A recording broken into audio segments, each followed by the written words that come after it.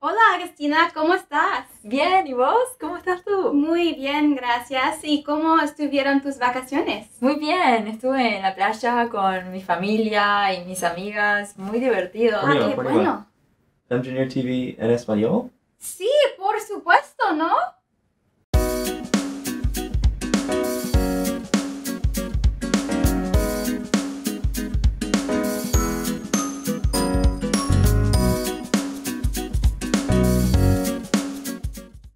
Welcome to the 12th episode of Femgineer TV, brought to you by Pivotal Tracker.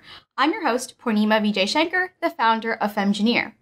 Femgineer is an education company where we teach innovators how to build software products so they can find freedom in their careers, enrich other people's lives, and make the tech world a lot more inclusive and flexible. We all know about the American dream. An immigrant with an idea decides to move to the US to pursue an abundance of opportunities. But what does it actually take to make that dream come true? Well, in today's episode, we're going to be tackling this topic and exposing all the challenges that immigrant tech entrepreneurs face. And to help us out, I've invited Agustina Sartori, who's the CEO and co-founder of Glam St. Agustina began her career as a software engineer in Uruguay and then transitioned to becoming an entrepreneur. And she's taken her company, Glam St, from Uruguay all the way to the United States. Thanks for joining us today, Agustina. Thanks for having me here. Yeah, it's great. I'm so excited to share your journey. And I know you and I met about 6 to 7 months ago when you were at 500 Startups. I was your advisor. But I realized that I actually don't know how you started your career. What motivated you to pursue software engineering, and how did you get your start in Uruguay? Yeah, so as in the US too, being a software engineer and a woman is not easy and it's not common, right? In my case, my motivation to start engineering was the fact that I wanted to be, when I was small, a manager. I wanted and imagined myself like in a company, leading projects, and that was the image I had of myself.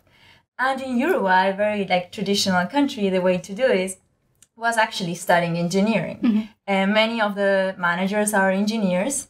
I loved math at that time. I loved computers. I thought it was like a challenging thing to do. So I said, okay, let's choose engineering when I can create what I want to do. And also it's a path to get to the place I want to be in the future. Yeah. And what was that place in the future for you? So my dream was me in a meeting room as a manager and talking about new projects and talking about innovation and things to implement. And that was the image I had of myself in the future. Got it. So you were a software engineer for how long in your career? So I started working when I was studying. Mm-hmm. So I worked for 2 years as a software engineer, as a programmer. And then after that, I started the company right away. You started Glam St. Yeah, I started Glam St. And so what was the inspiration behind Glam St? So I think for me, my inspiration of the company was starting something. Mm-hmm. My first job was in a startup. I had been part of a lot of leadership organizations, as ISEC, for example, that is the largest student-led organization in the world. Mm-hmm. And my parents are entrepreneurs too.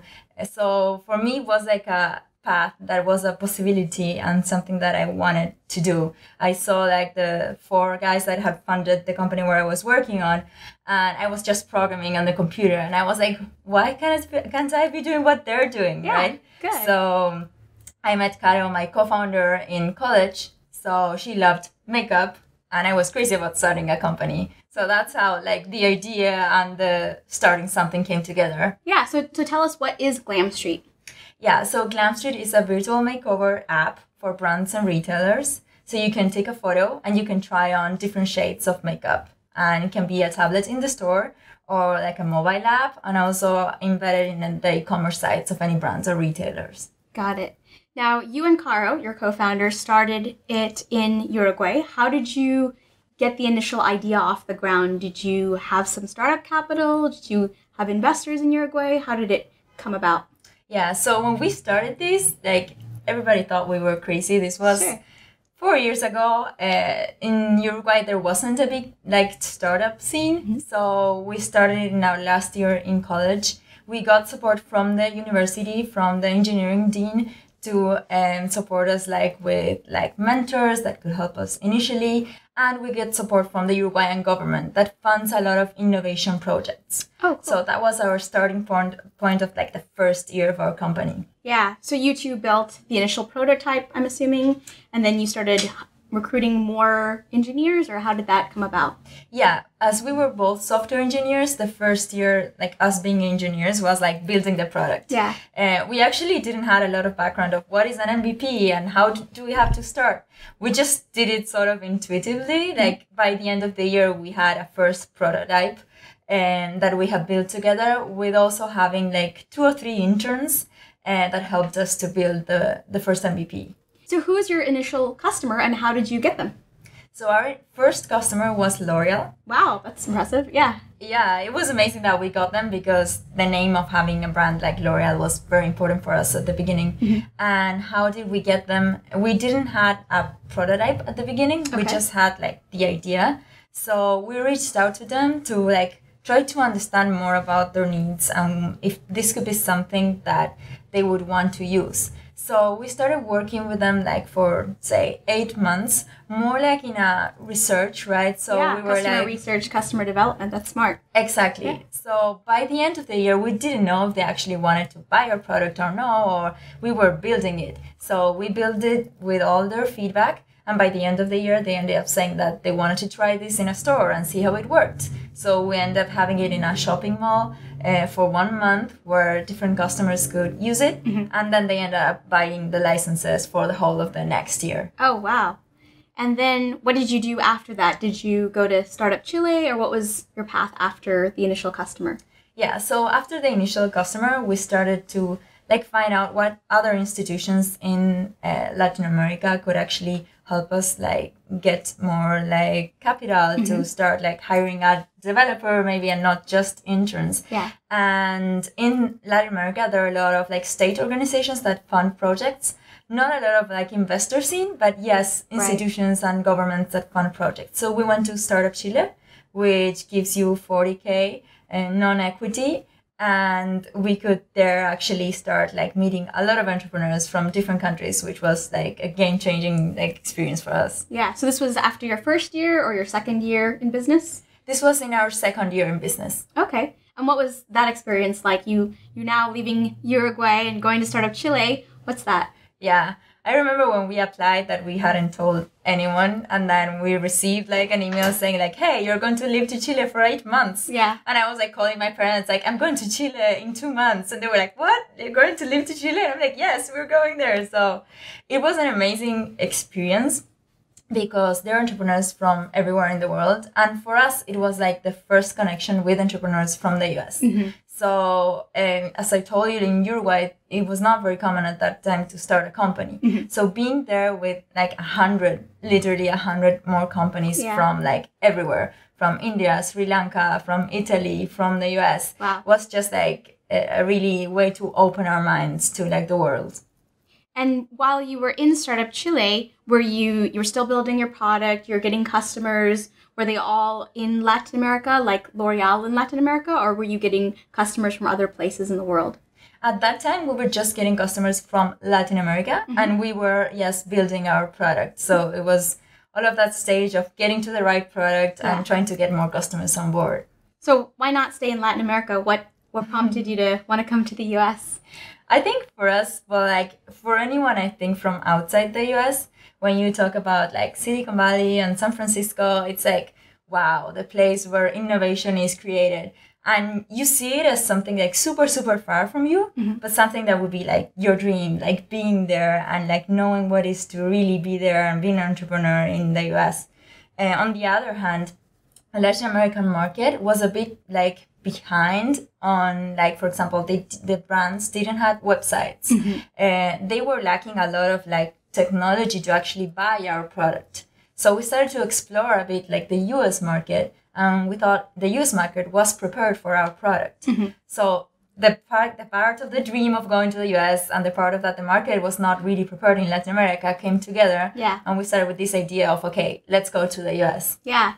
So I came to the U.S. when I was 2, and it's been an easy ride for me because I was such a young kid, but I know it was by no means easy for my parents. You know, they first came here, they went to school, and then they went through a green card process so that they could work at any company full time. And then a few years later, I became a citizen.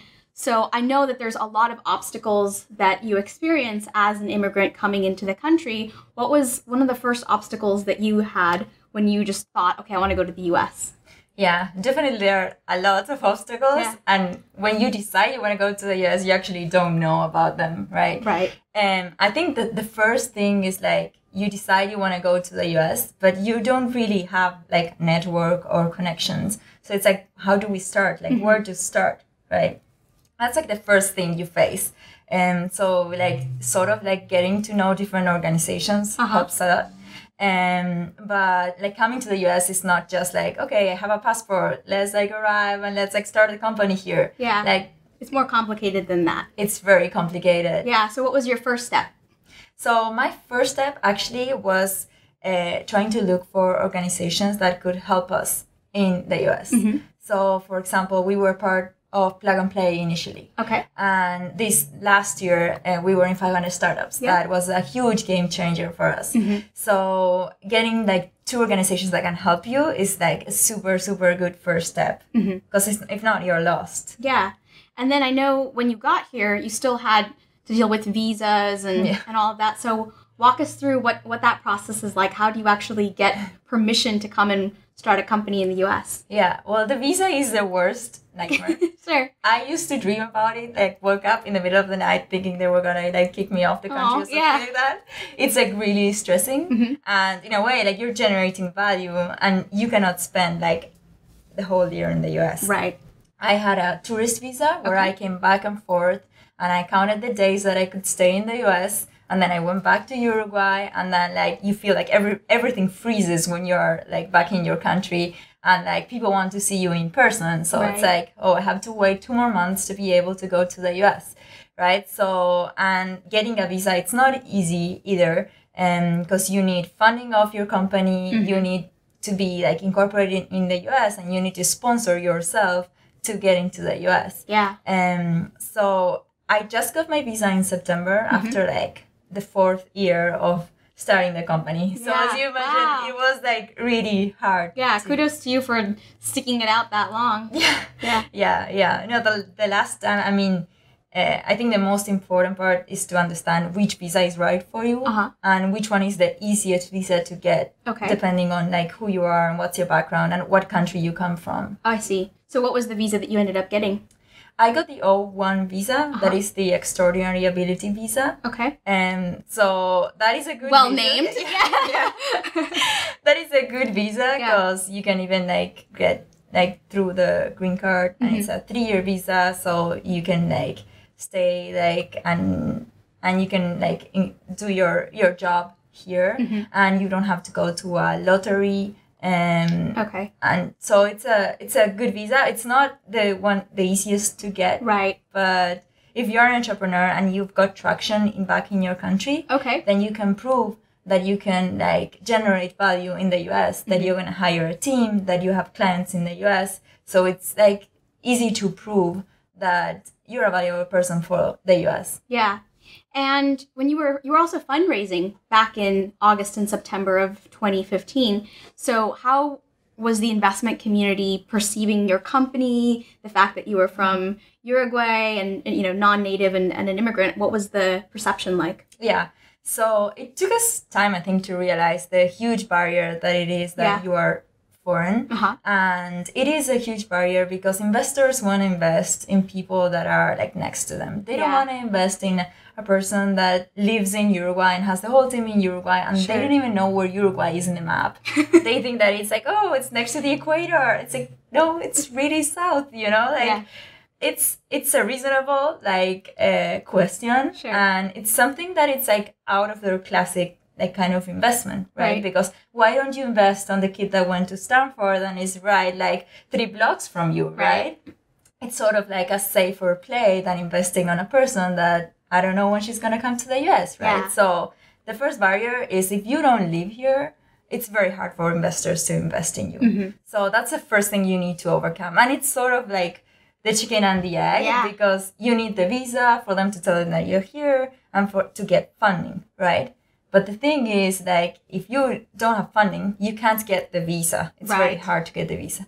So it's a moment in which, like, sort of you have to play with your position of, okay, I have this amount of funding. I need this more to apply for the application for the visa. Right. And then I'm telling the investors that I'm in the process of the application. And so it's a very tricky and stressful part of the fundraising process. What about your customers? Because while you were here, you were actually doing sales as well. So fundraising and sales and continuing to build your product. How did customers in the US feel about handling or working with a company based in Uruguay? Yeah, so that is also a big challenge. And I think also for investors, it's a big challenge that if you're a seed stage company, investors want you to validate in the local market, like in the US, and they want you to have clients in the US. Right. The first obstacle for us was that they were telling us, okay, great, you have clients in Latin America, but this is the US. Right. So come with clients in the US and then maybe I invest in you, right? So that was one of the first obstacles also that we have to overcome. That was like looking for clients in the US and having numbers and traction to show about companies that were incorporated here. And regarding customers, like a customer, like you need to create like a trust relationship. Right. So for us, it was very important to say that we are living here in the US and you will have support if something happens, and I will go and talk with you, and I can go and meet with you in person, and you won't have to like talk to me over the phone. And it's crazy because today you think like, yes, the communications on Skype, and like, but people still want to see you in person, and people want to know that you're there. Right. So it is a big friction point. And now we are hiring actually like a sales team. And it is important that we're going to hire people that are from the US that speak US like as their native language, so as to reduce also barriers with customers. Oh, I see. Yeah.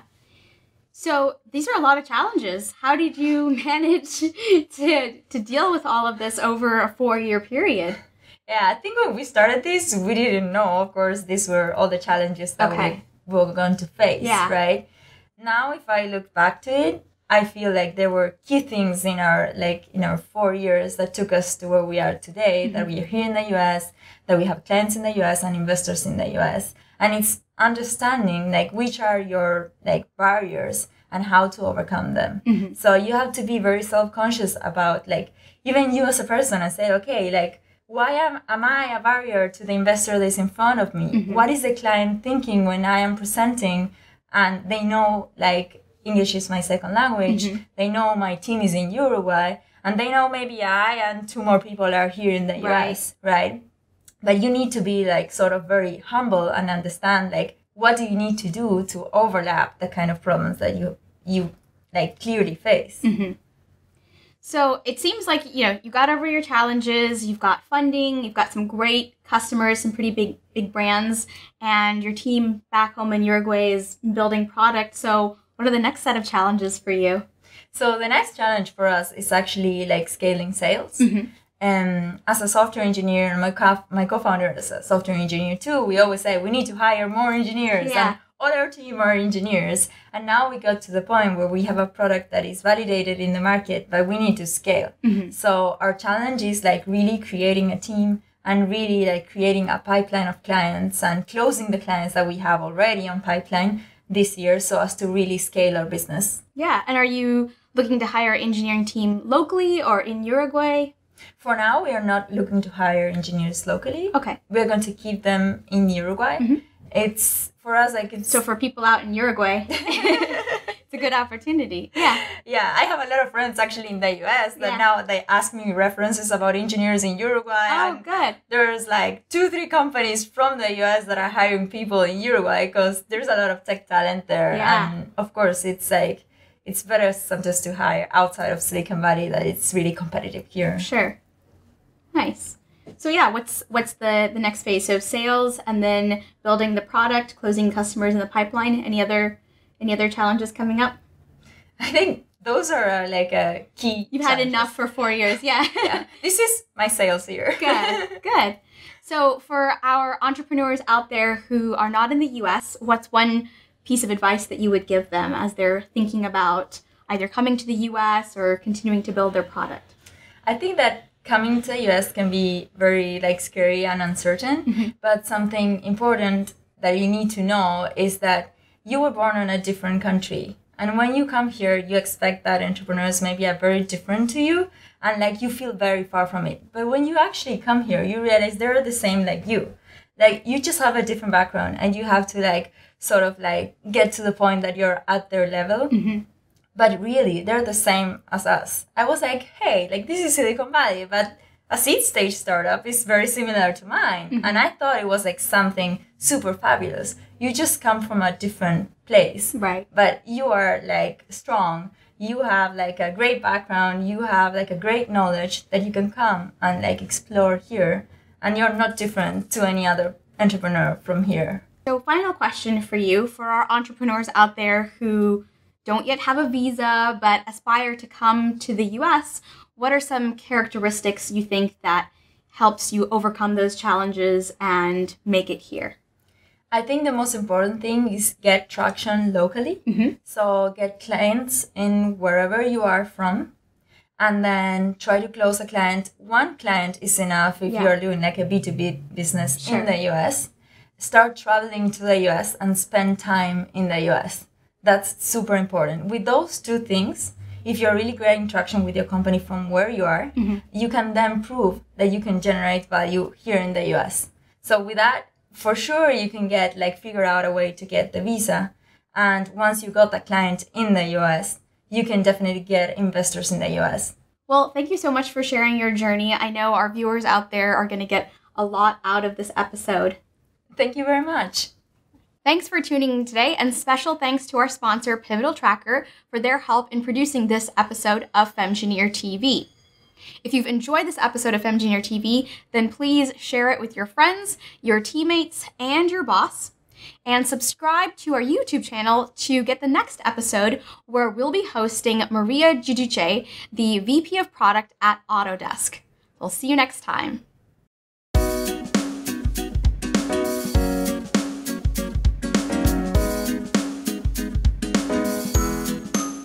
Femgineer TV is now on iTunes in the podcast section. You can listen to episodes from seasons 1 and 2. Subscribe to receive the podcast directly to your device, and please take a moment to leave us a review. Your positive review will help us get featured in the news and noteworthy section and bring more exposure to the work we're doing, as well as the talented guests we feature. This episode of Femgineer TV is brought to you by Pivotal Tracker. Build better software faster. Working on an idea for a product that you want to launch in 2016? Femgineer's Lean Product Development Program is back. The first course, called Ship It, will be offered in February 2016. The goal of the course is to go from idea to a paid prototype. It will be taught once in 2016, is limited to 50 students to provide a high-quality student-to-instructor experience, and will be application-based. For more information, visit femgineer.com/lean-product-development-course. I'm joined by Agustina Sartori.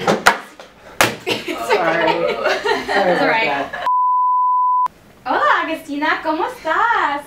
Bien, ¿y vos? Yeah. Con mi familia, mis amigas, así que... Wait, I didn't do my line. Okay.